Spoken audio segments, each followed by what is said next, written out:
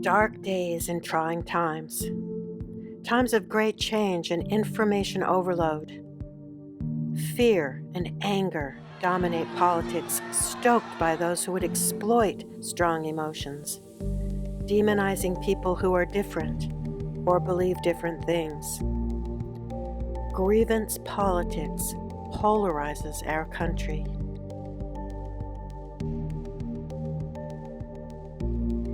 E.O. Wilson, the eminent biologist, wrote, "We have Paleolithic emotions, medieval institutions, and godlike technology."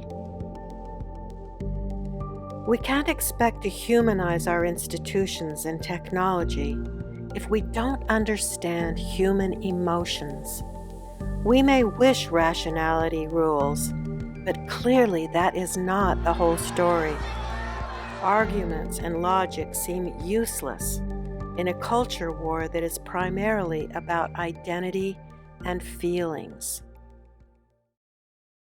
Throughout history, we've elevated the intellect, while emotions have been thought a sign of weakness, often the lowly domain of women, with anger the only feeling allowed to men.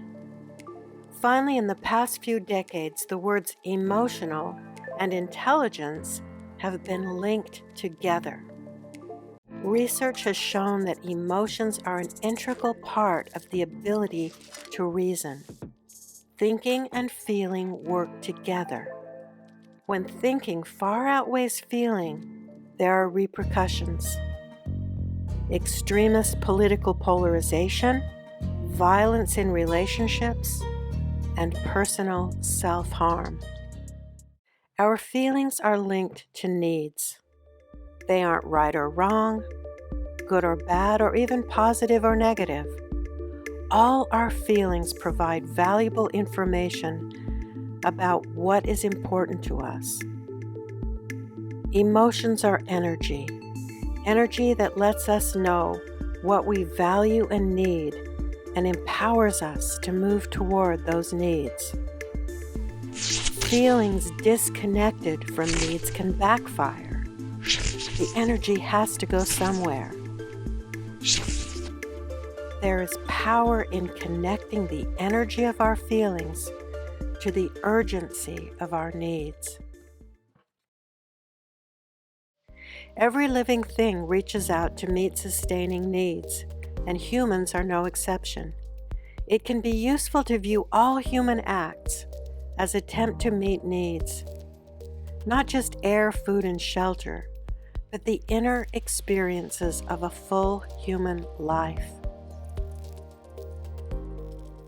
Now, it's true that people are very different.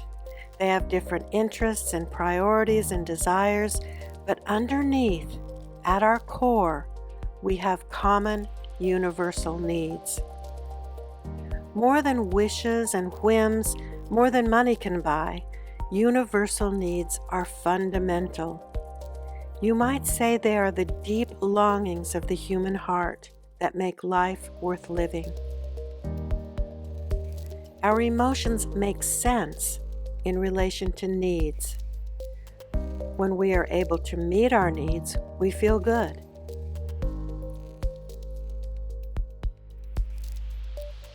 When our needs are unmet, we experience discomfort and emotional pain. Knowing how we feel can be very challenging. People often confuse thoughts with feelings, which doesn't help. Thoughts are mental constructs. A feeling is different from logic.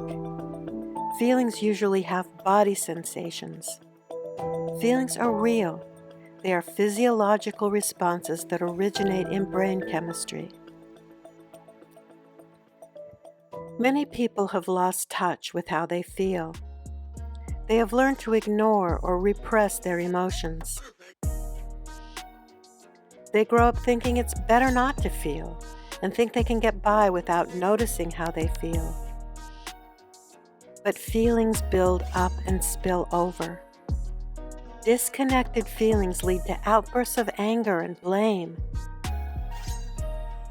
they can implode into depression. When we aren't in touch with our emotions, we end up second-guessing how we really feel, what we honestly need, and even who we are. We end up lost. We can make friends with our emotions. We can see our feelings as messengers helping us to navigate life, reminding us to pay attention. Some feelings hit us like a tidal wave, impossible to ignore. Some feelings are like a tap on the shoulder that requires self-reflection. Our feelings and needs are often hidden behind our judgments. We judge ourselves and we judge others. Judgments disconnect us from our feelings, which makes it harder to know what we need. Naming emotions releases their grip and reduces physiological distress, activating a different part of the brain.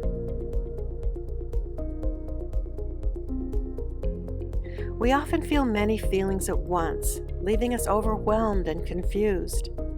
It helps to identify and sort each feeling and connect it to the need underneath.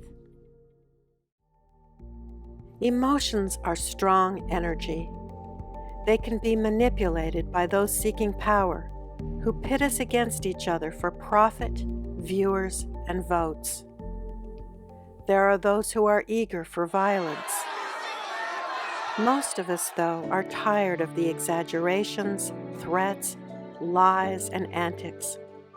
Most of us would like to relate with basic respect.